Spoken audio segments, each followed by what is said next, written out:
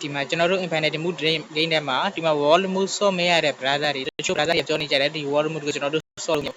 ဒီ wall mood ကိုဘာကြောင့်ဆော့လို့မရလဲဆိုတော့ကျွန်တော်ဒီ video ထဲမှာရှင်းပြပေးမယ်နော်အခုကျွန်တော်ဒီမှာ equipment ထဲမှာဝင်လိုက်ပါမယ်အခုဒီမှာ gloves ထဲမှာဝင်လိုက်ပါမယ်အကယ်လို့ brother တို့ဒီလိုမျိုးရိုးရိုး gloves သုံးမယ်ဆိုရင်ဒီမှာပေါ့နော်ကျွန်တော်အခုဒီ gloves ကိုသုံးပြလိုက်မယ်ရိုးရိုး gloves သုံးမယ်ဆိုရင်ကျွန်တော်အဲ့ဒီ infinity mood ထဲမှာ wall game ကို wall mood ကိုကျွန်တော်ဒီမှာဆော့လို့မရဘူး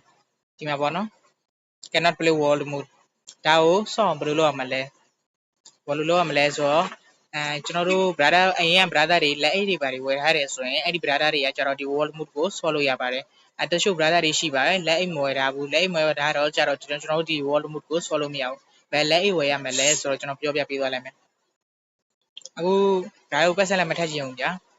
အခုလက်အိတ်လည်းဝယ်ချင်တာပေါ့လက်အိတ်လည်းဝယ်ချင်တယ်ဆိုရင်ကျွန်တော်တို့ဘယ်လက်အိတ်ဝယ်ရမှာအောင်ဆိုတော့ကျွန်တော်ဒီလက်အိတ်ညွှန်းပါတယ်ဒီလက်အိတ်ကျတော့ကျွန်တော်တို့ဒီမှာ diamond 2000ရှိအောင်နဲ့ကျွန်တော်ဒီမှာဝယ်ပြီးတတ်မို့လို့ diamond 2000ရှိအောင်နဲ့ဒီလက်အိတ်ကိုဝယ်လို့ရပါတယ်အခု diamond ဘယ်လိုစုရမှာလဲ diamond စုနေလေ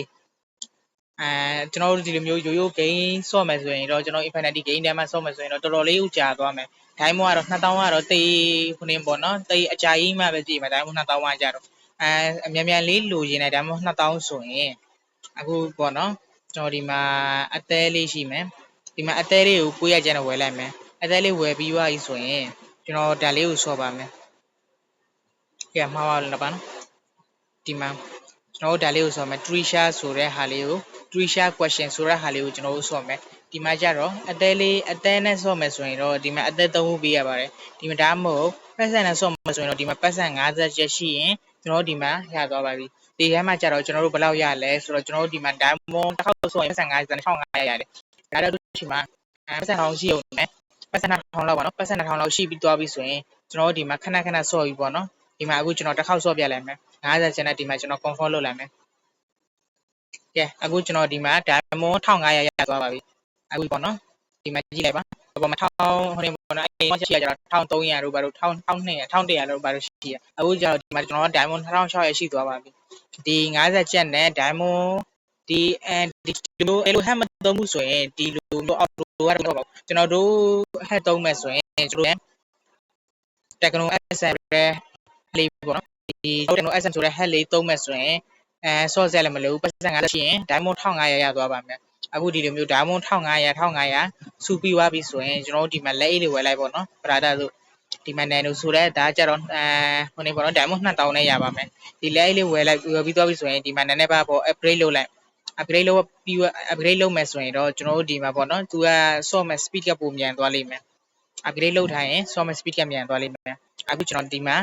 nano ဆိုတဲ့ဟာလေး diamond 2000နဲ့ဝယ်ထားတဲ့ဟာလေးနဲ့ကျွန်တော်ဆော့ပြမယ်နော်ဒီမှာ select volume ဆိုတဲ့ဟာကိုနှိပ်လိုက်ပါ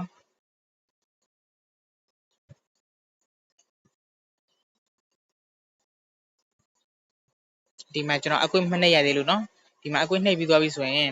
ကျွန်တော်တို့ back ဆွဲလိုက်မယ်အခုကျွန်တော် infinity mood ထဲမှာဝင်လိုက်ပါမယ်ဒီမှာ volume ဆိုတဲ့ဟာလေးကို diction နှိပ်လိုက်ပါအခုကျွန်တော်တို့ဒီမှာဆော့လို့ရပါပြီနော်အခု brother ကိုမြင်နိုင်ပါတယ်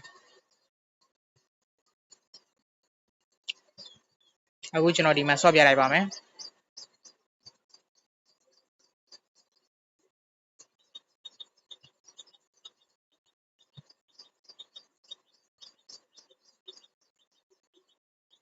ကဲကျွန်တော်ဒီမှာပြည့်ပြီးသွားပါပြီနော်အောက်လေးကိုနှိပ်ရပါမယ်ကဲဒီမှာရလာတဲ့ quality ပါနော်အကယ်လို့ဟိုနေပေါ့နော် point တွေပါတယ် MB တွေပါတယ်များများရကျင်ရတော့ကိုကြီးတို့ဟိုနေပေါ့ brother တို့ကြတော့ညဟိုနေပေါ့2နာရီဒါမှမဟုတ်4နာရီလောက်ဆိုဆွဲမယ်ဆိုရင်တော့ဒီထဲမှာကျွန်တော်တို့ point တွေMB တွေပေါ့နော်အများဆုံးပေးတဲ့အချိန်လေးကကြတော့ကျွန်တော်တို့ဟိုနေပေါ့4နာရီမနက်ခင်း4နာရီတို့ည7ခွဲ2နာရီလောက်ဆိုရင်အကောင်းဆုံးပေါ့နော်ကျွန်တော်တို့ဒီမှာ point တွေပါတယ် MB တွေပါအကောင်းဆုံးပေးတဲ့အချိန်ကဲဗီဒီယိုကတော့ဒီလောက်ပါပဲနော်